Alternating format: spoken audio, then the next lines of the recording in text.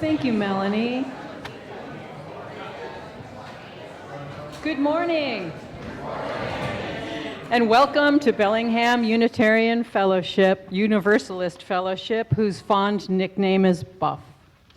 However you're joining us this morning, in person, in Zoom, and all who come in the spirit of goodwill are welcome. I'm Su Livingston, a celebrant, and my pronouns are she, her. And I'm here today with Reverend Barbara Gilday. Barbara came to professional ministry in midlife, but her whole life has been centered in social justice, spiritual inquiry, and connecting with others. Among many other things, she has lived and taught in Ghana, coordinated homestay programs for Japanese students, created an inner-city peer tutoring program, and has been a chaplain in several hospitals. As a retired minister, do ministers ever really retire? Barbara is actively exploring how we continue to give value to life as our capacities change, and she continues to step up in today's tumultuous times to speak truth with courage. And it's a pleasure to be here. We have 3 celebratory announcements to share with you this morning. First off, gratitude and awe for the congregation stepping up on last Easter Sunday to meet our stewardship goals.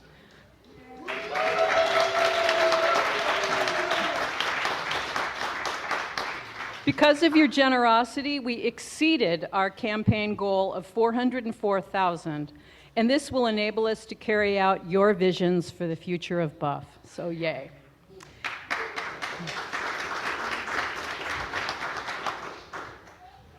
Our new minister, Sunny Joy McMillan, is being ordained today on the East Coast. While Sunny obtained her Master's of Divinity degree from Yale Divinity School, she also served as a UU congregation minister in New Haven, Connecticut, as their interim minister. So that congregation is ordaining her today at 2 p.m. their time, 11 our time. So after the service, downstairs in the library, there will be you can watch the last half hour of her ordination. It will be playing on the screen, as well as coffee hour follows the service downstairs. We're excited to be with her in spirit, and soon we will be able to call her Reverend Sunny Joy McMillan, Esquire, because let's recall, before she made this midlife career change, Sunny was an attorney. And also, because there were so many schedules to coordinate, we will be celebrating her ordination here at Buff on Sunday, May 31st. Details will follow. And now we're going to hear from Peggy Jones about the women's retreat in May. Good morning. Today is the last day to request a scholarship for the women's retreat. If you are a Buff member or affiliate and cost is a barrier, please don't hesitate to request a scholarship on the registration form and pay only what you're able. This is also the final day for early bird pricing. After today, the cost increases to $185 for the full weekend or $70 for Saturday only. Registration will close on after May 3rd. You can find the registration link on the Buff homepage or stop at our table in the social hall after the service. We'd be happy to help you to sign up. Thank you.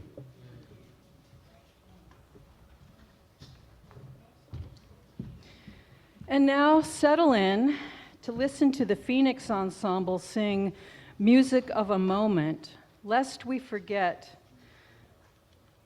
It's not singing music of a moment. It's singing music of a moment in spring because, lest we forget in the stress of these bizarre times, to breathe and be mindful.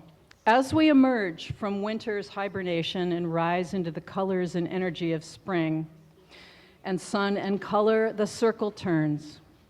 And history's pendulum swings, as it has ever done, from the overbearing reign of King George III to cries for liberty for all, from straight-laced American conservatism to psychedelic be-ins.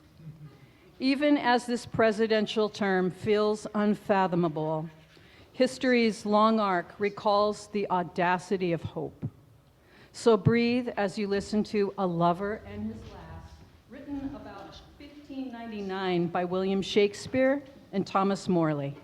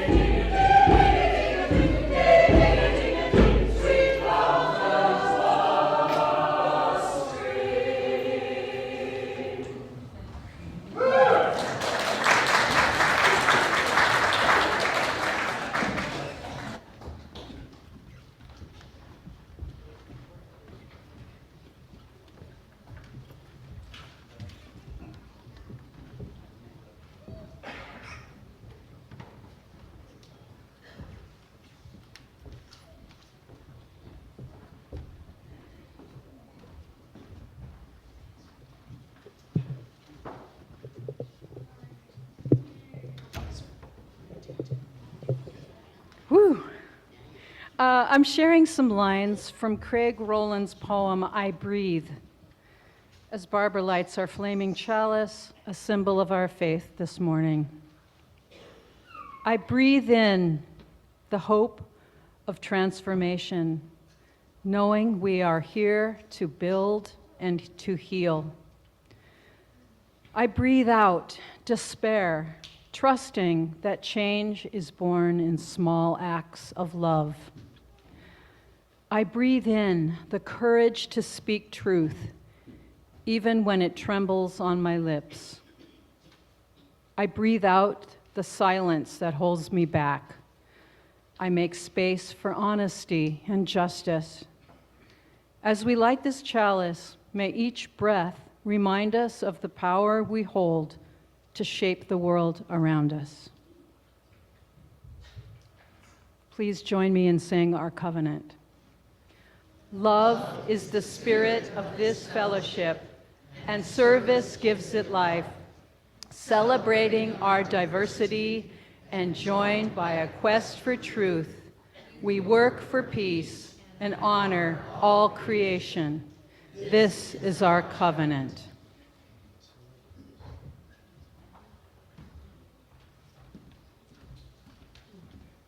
And now, not Barbara Gilday, but Wendy Howard is going to teach us one of the resistance songs that she has learned in the last short time. Wendy.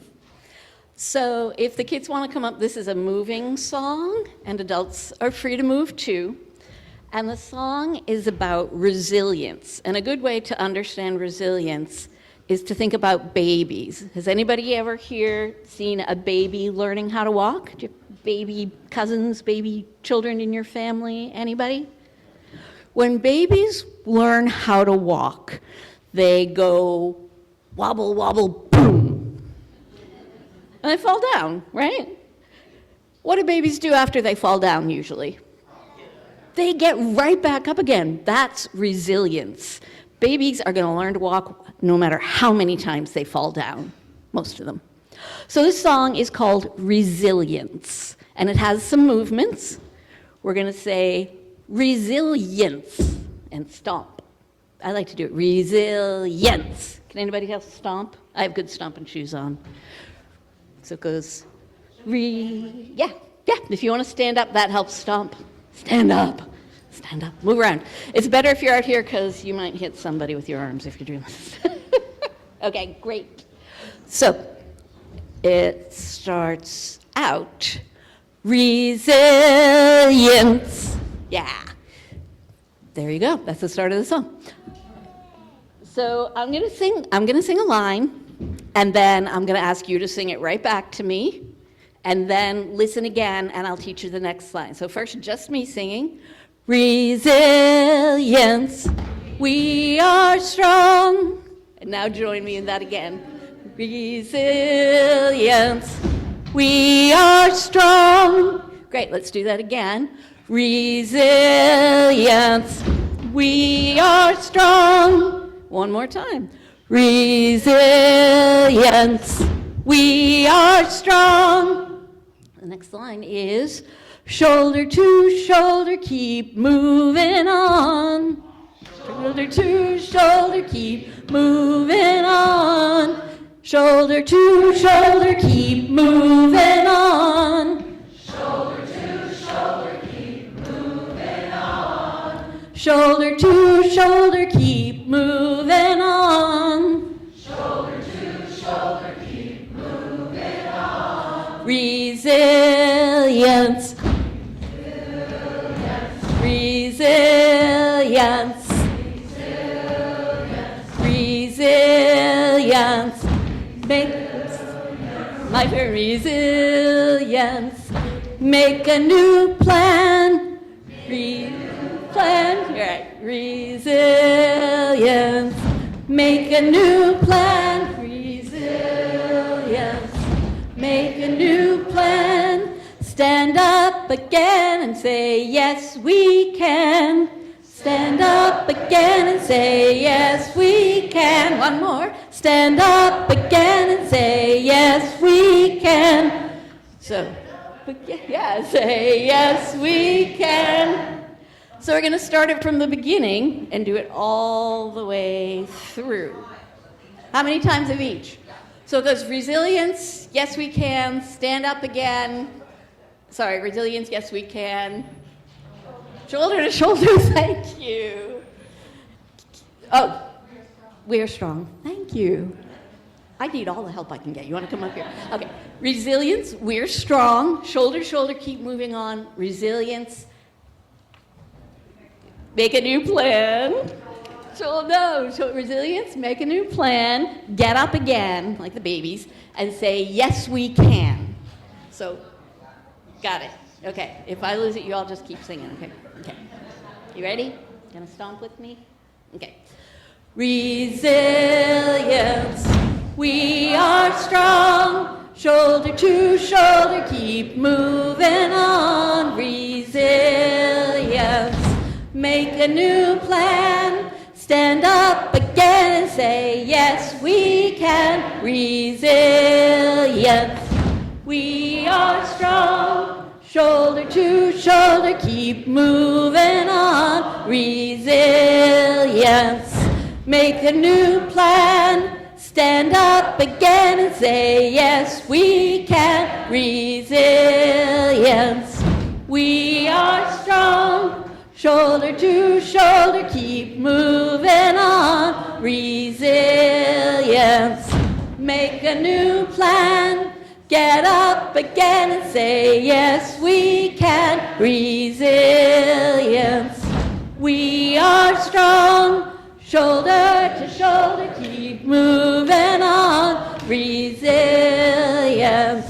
Make a new plan. Get up again and say, yes, we can. Resilience.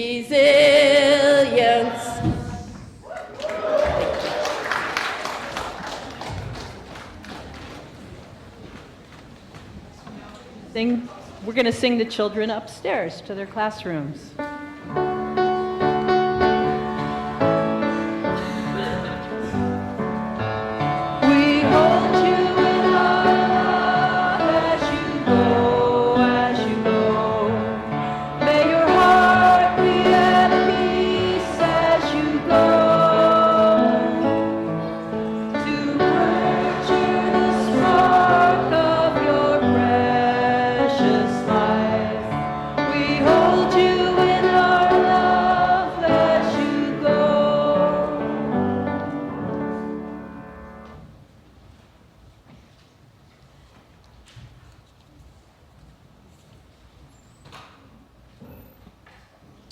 A beloved and creative member of our congregation, Rick Herman, wrote our next hymn back in 2003. He sang it to his wife, Lee, who said, "I like it. Sounds like a you hymn. But what's with the king thing? What's with the line, ere the king departs his throne?" And Rick said, it just came to him. Premonition? It's so very relevant now. You can find the hymn at the very back of the gray hymnal, and it's also going to be, the lyrics will be up on the screen. So please rise as you're willing and able to sing together in the silence.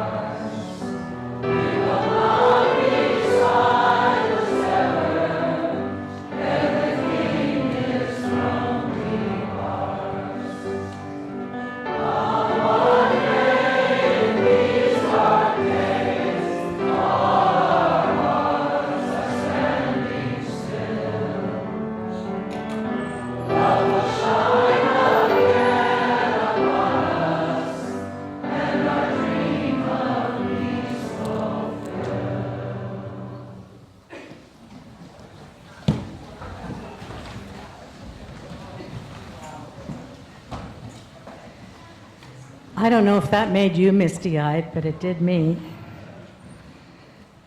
And if you want to see more of Rick's poetry, go down to Marine Park, and on those bulwarks just beyond the little picnic area, you'll see some of his words. This is sky, this is ocean, this is life. I want you to listen. And the whole poem is written up in the picnic area. Lee says she sees Rick in the sparkles on the water, so I go visit him quite often.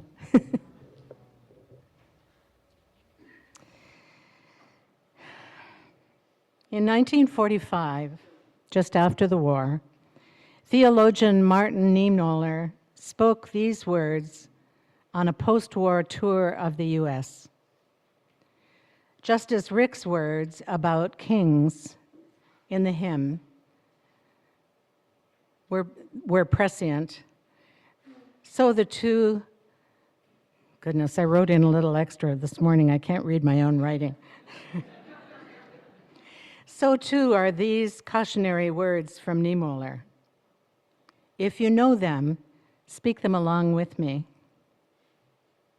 First, they came for the socialists, and I did not speak out because I was not a socialist. Then they came for the trade unionists, and I did not speak out because I was not a trade unionist. Then they came for the Jews, and I did not speak out because I wasn't a Jew. Then they came for me, and there was no one to speak for me. He went on to apologize for his delay in speaking out during the war, and he chastised the other clergy who failed to speak up at all.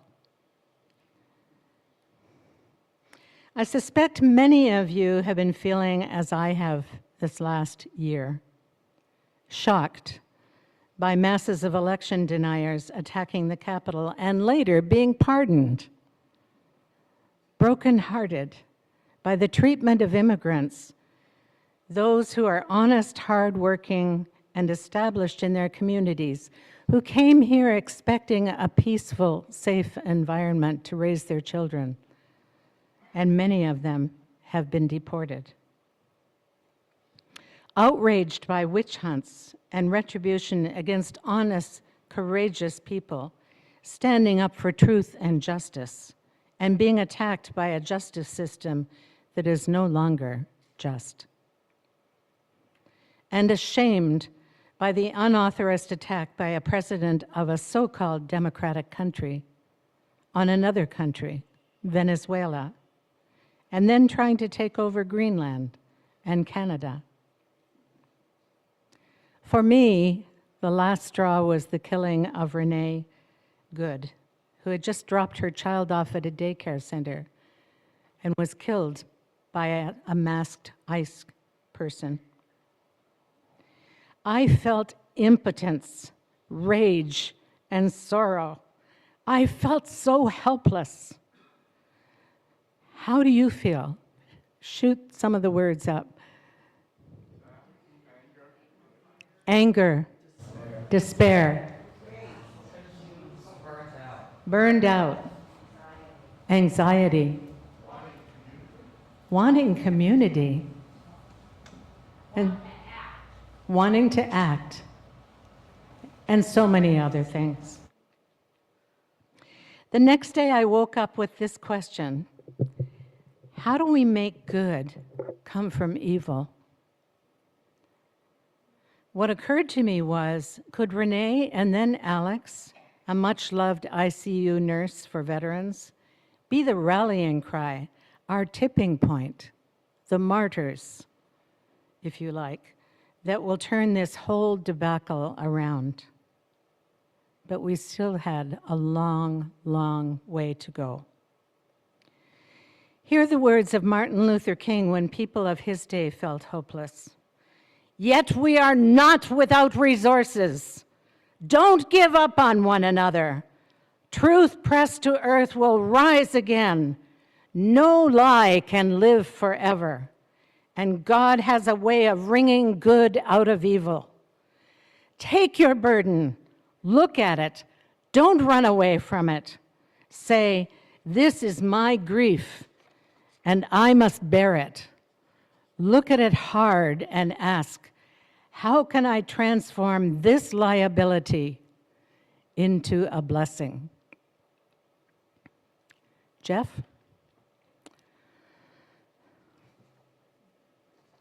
So in 1917, Black Americans, tired of racial violence and white supremacy, organized a peaceful march of 10,000 Black Americans, the men in black and the women in white. This did not end inequality, but it was a tipping point, and there would be change. Not immediately, but it came. Jeff?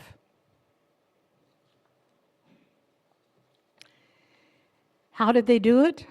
Martin Luther King advised, let me urge you to have a strong boat of faith. The winds are going to blow. The storms of disappointment are coming. The agonies and anguishes of life are coming. Be sure that your boat is strong, and also be very sure that you have an anchor.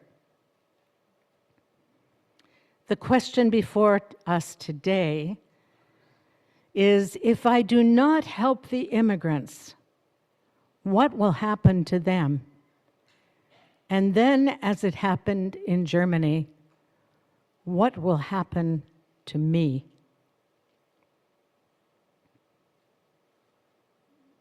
Without our action, we will experience significant steps toward the end of democracy, as did Germany in the Second World War, with the deaths of millions of people. Martin Luther King urged a strong boat of faith and action. Jeff? Fast forward to 1954.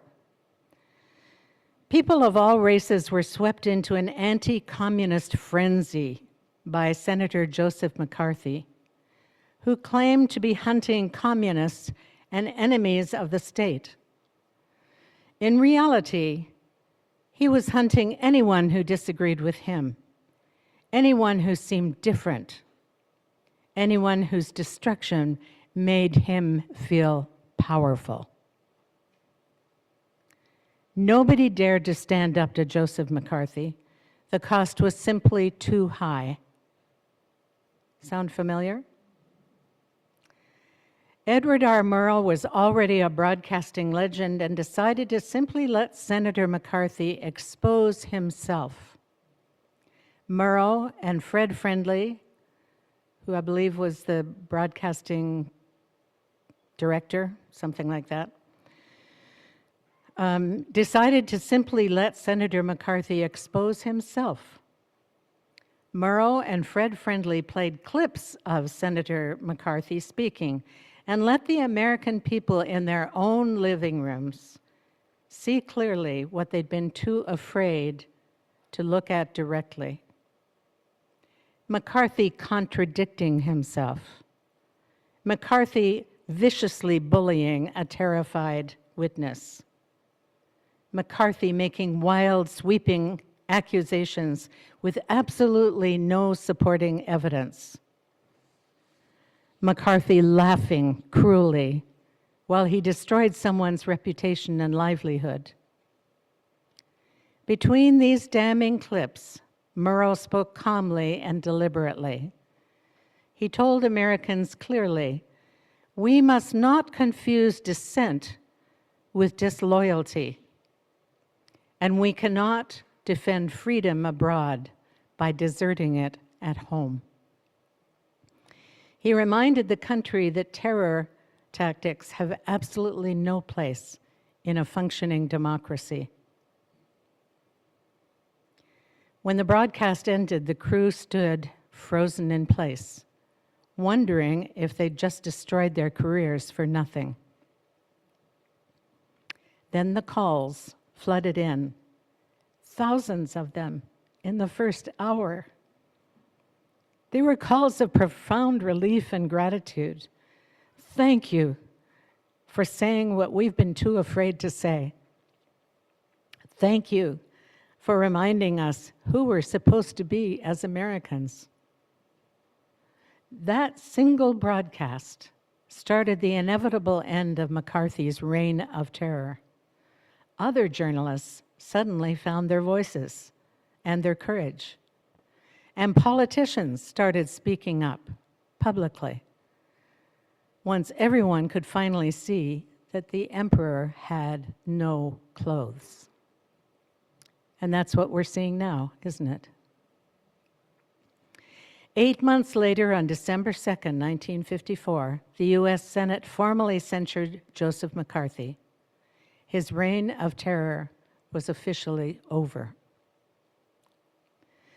Edward R. Murrow's broadcast was a defining moment. When everyone around you is too terrified to speak the truth and you speak it anyway, that's the critical difference between a society that survives with its values intact and one that doesn't. His hands shook as he took the broadcast mic that night, but he was exposing the truth and speaking truth with courage. Last story I want to tell you is about someone here locally. Some of you will know Jeff Margolis and Everybody's Store out in Van Zandt. Some of you will remember the read my notes. Jeff is a brilliant, outspoken, get-her-done, creative man of many talents and a very large personality. This week, he posted on Facebook a story that made me laugh and opened my eyes. It was the story of the end of a long saga to prevent the building of a nuclear plant 7 miles east of Sedro-Woolley, right under Baker. It was 1974 and the combined celebration of Easter and Passover. Jeff is Jewish, which includes the killing of a lamb at Passover, and he just happened to have a little black lamb. So he, with his coat of many colors that he sewed himself, spoke to the lamb and said, "When you get to the other side, tell them no nukes." And then he anesthetized the lamb and he slit its throat. And they barbecued the lamb that night.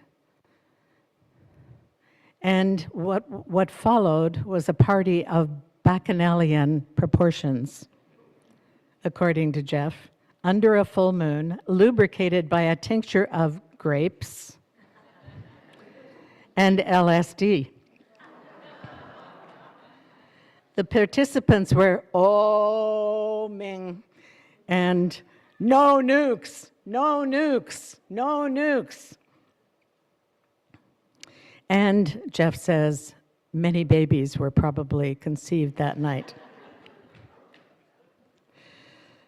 Well, they woke up in the morning, and for the first time in 75 or 80 years, Mount Baker had erupted with a steaming vapor column. Isn't that awesome? With the complicity of nature, they were able to confront the Nuclear Regulatory Commission at the Federal Building in Bellingham with signage that announced, "Anyone who would put a nuclear plant at the foot of an active volcano is a nut." And that basically was the end of the story. And it would be fun to imagine that this was all there was, but in truth, it was a long, hard struggle, which included lawyers, politicians, scientists, and ordinary people, all kinds of people with a variety of talents and methods working together in a common fight to stop the building of this plant. They were fighting Shell, whom was found to be behind the proposal. Shell, who was paying people to go door to door to every house day after day until each person signed the proposal to build the plant. And fighting the unions, the ones who wanted jobs. There were many underhanded and dirty tricks on the other side, but in the end, the mountain and the nuke proposal spoke. Jeff, Heather, putting it all in context. Heather Cox Richardson, professor and public educator, has helped many of us to stay sane during these dark days by sharing historical perspectives. She says in generations past, it is incidents such as the shocking killings in Minneapolis that have catalyzed nations to rise up against illegal incursions, such as Trump has perpetrated on this country, on Venezuela, potentially on Greenwood in Canada, on all the people that he threw tariffs on, and now in this war in Iran. The shock became so much greater when we attacked Iran. And the question to ask is not why me or why this, why now, but as Martin Luther King said, where in this is the gift? Could ISIS shooting of Renee and Alex be the catalyst that roused the sleeping members of this country? Could the drop in the stock market, the rising oil and food prices, and the people's wrath about the war in Iran finally give some members of Congress a backbone? The protests have increased exponentially. Many of us have been a part of those. And although he may think people have forgotten Epstein, it is still there, and it is not going away. One has to wonder, for example, what is behind Melania's comments this week about her relationship with Epstein? What do we do now? We have many ways we can respond. And as we learned from Germany, putting our heads in the sand did not go well for them in the Second World War, and it will not go well for us. Here are a few examples of the many opportunities in our neighborhood. Jeff, Braver Angels. I came to a presentation by a group called Braver Angels here several months ago, and I was quite captivated with what they do. It's a national organization that brings together people on both sides of the political divide to speak to each other in a very structured way, with respect, breaking down barriers. If you want to build the capacity of yourself or your community to address contentious issues without othering the other side, consider Braver Angels. The remedy to today's civic challenges isn't more outrage. It's neighbors working together.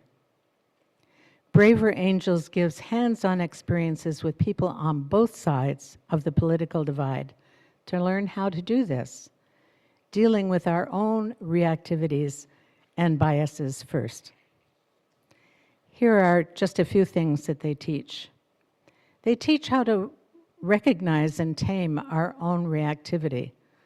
I've really been helped by that suggestion and noticed myself in the recent weeks when I do get reactive. Secondly, they encourage you to own your role in the American experiment. What are you called to do? Are you the speaker, the organizer, the fundraiser, the baker, the comforter? Ask why someone says what they're saying. What's behind that?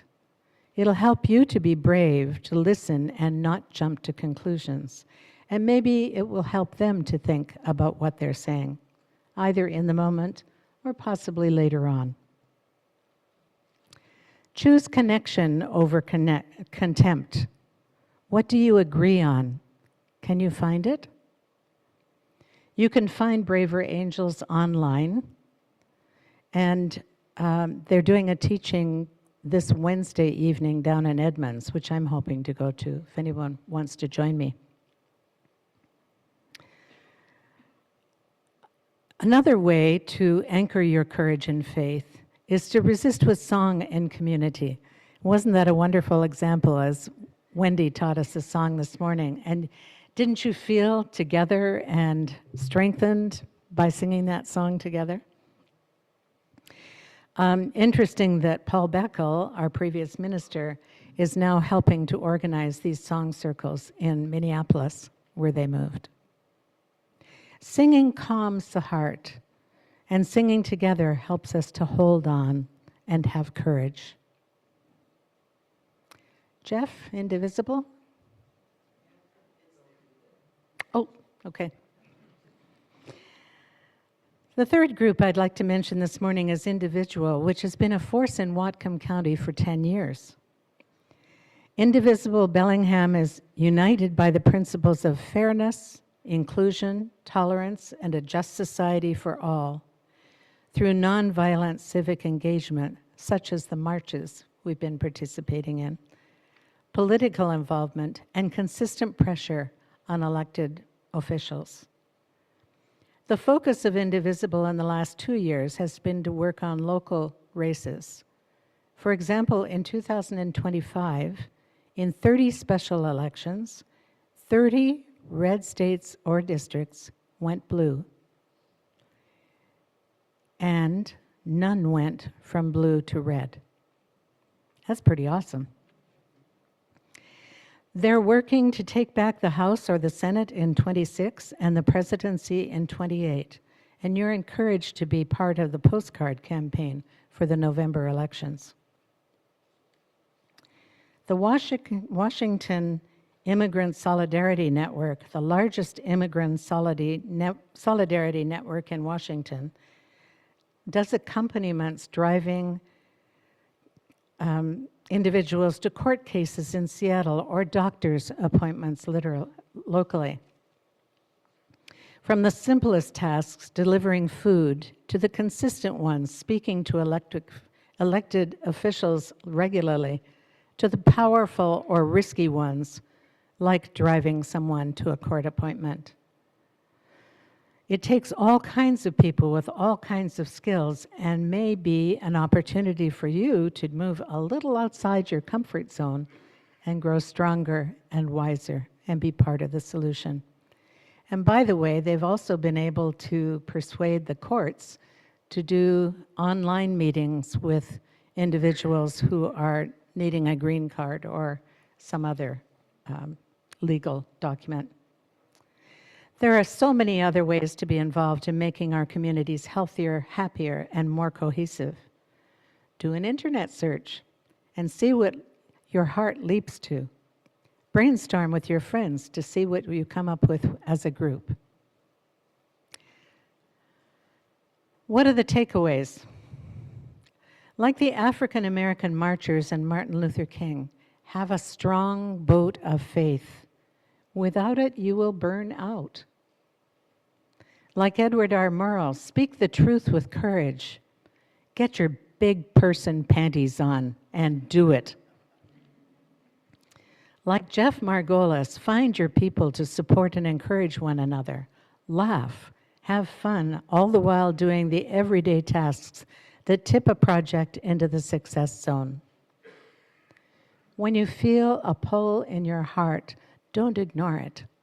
Do it. Even if it means overcoming your fear. When you feel overwhelmed, talk to someone. Strengthen your faith. Sing songs of resistance. Laugh. Take time to restore yourself, and then carry on.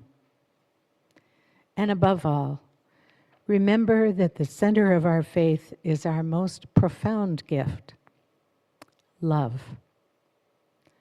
We can do this. We can turn our country around and build a new world we will once again be proud to call home. Amen, and blessed be.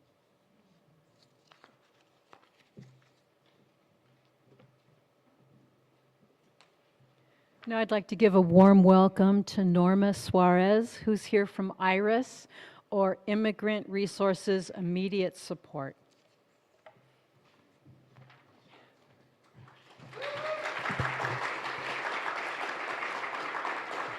Thank you. My name is Norma, and I'm with Immigrant Resources and Immediate Support. We serve asylum seekers, refugees, and immigrants without status in Whatcom and Skagit counties. Reverend, you asked, how are you feeling? And I heard a lot of you say angry, hopeless, and a whole bunch of other ones. And this is how the immigrant community is feeling. And on top of that, they're feeling hunted.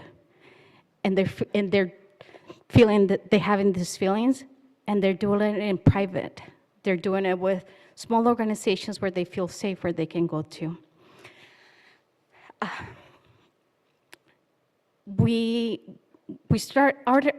IRIS started because of wanting to help women who were living domestic violence relationships, and they needed other resources like food and rental assistance.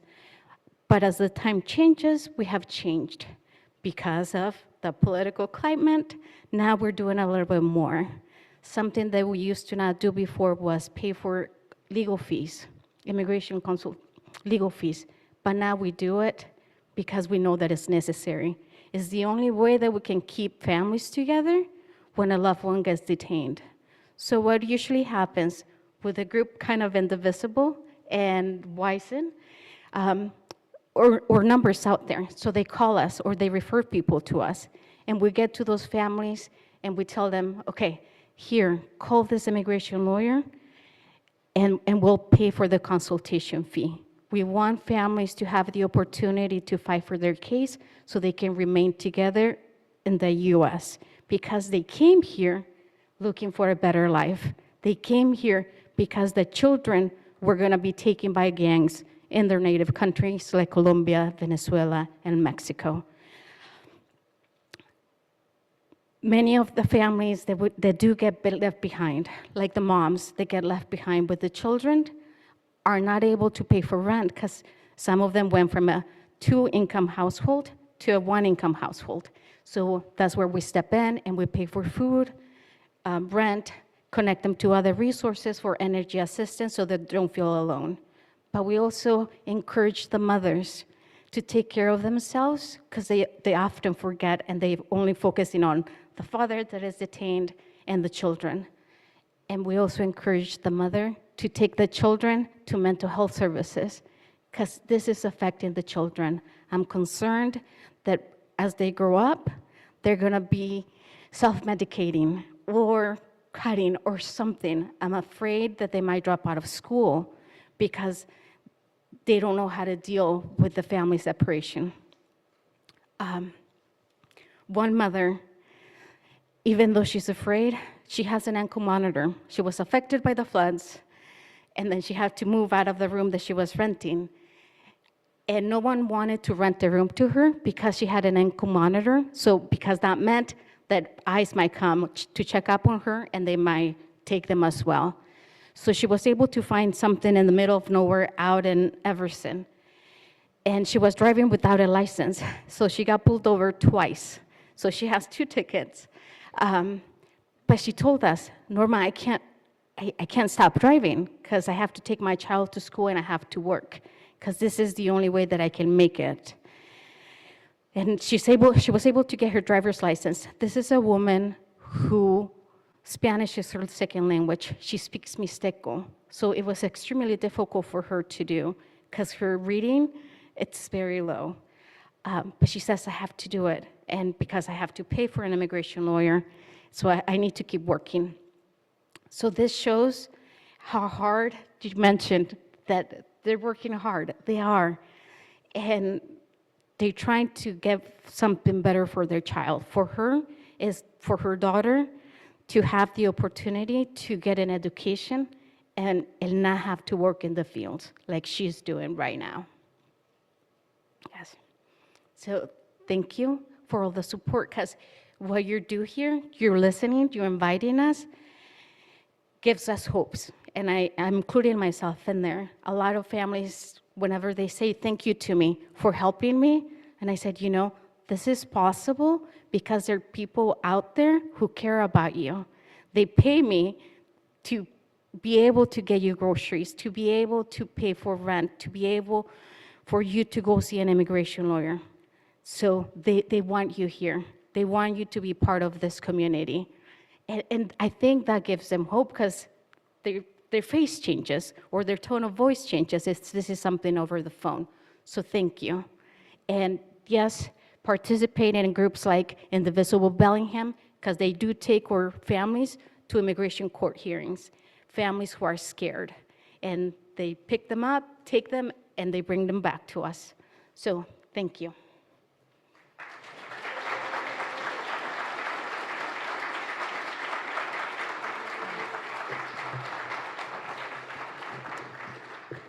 So one of the really wonderful things about an ordination service is at the end of the service, the people closest to the person being ordained put their hands on some part of that person. And then the next group comes, and then eventually everybody in the congregation is putting their hand on the person in front of them that is leading up to this person. And so I'm going to give Norma a hug, and I'm going to ask you to imagine you doing that for Norma and her community. Thank you.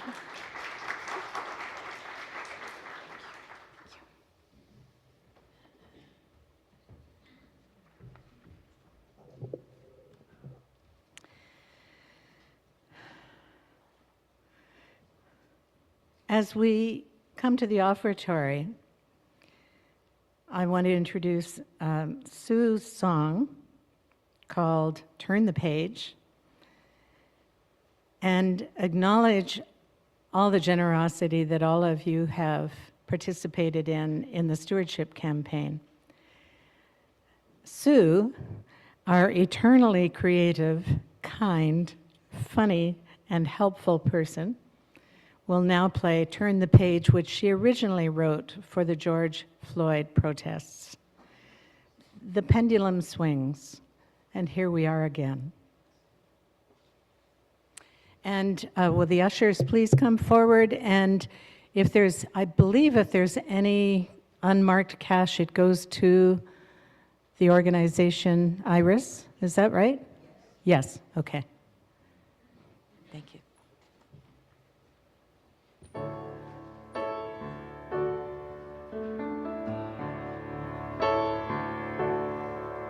In the streets we gather, in the streets we rage, streaming down the sidewalks, filling cities round the world.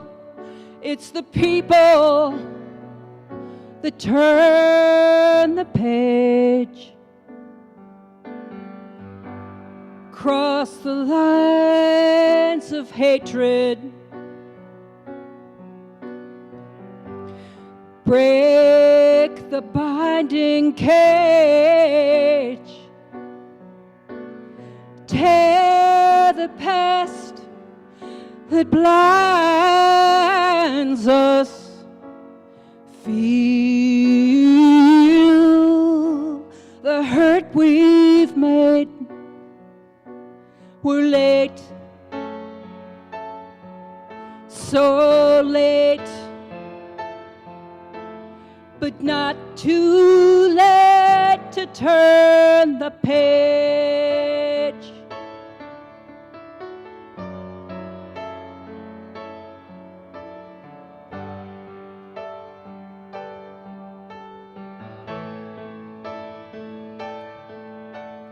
Cries for waking up to cries, for rising up to cries, for breathing underneath the knee. ICE comes charging in to hunt down citizens and shoot down innocents underneath beneath a mask. Listen, listen to the voices long denied. Join the singing of our age. It calls us all. It calls us all to turn the page.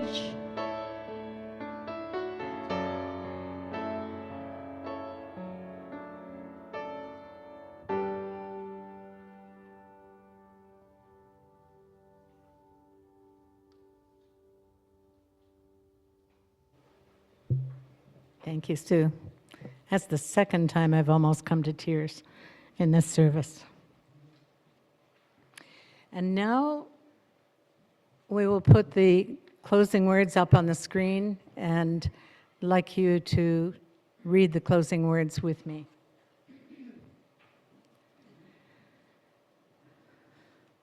In these very troubling times, keep my anger from becoming meanness. Keep my sorrow from collapsing into self-pity. Keep my heart soft enough to keep breaking. Keep my anger turned toward justice. Remind me that all of this, every reason, is for love. Keep me fiercely kind, loving, and peaceful. And now, as you're willing and able, would you please stand and look in your gray hymnal and sing together hymn 121, We'll Build a Land. We will build a land.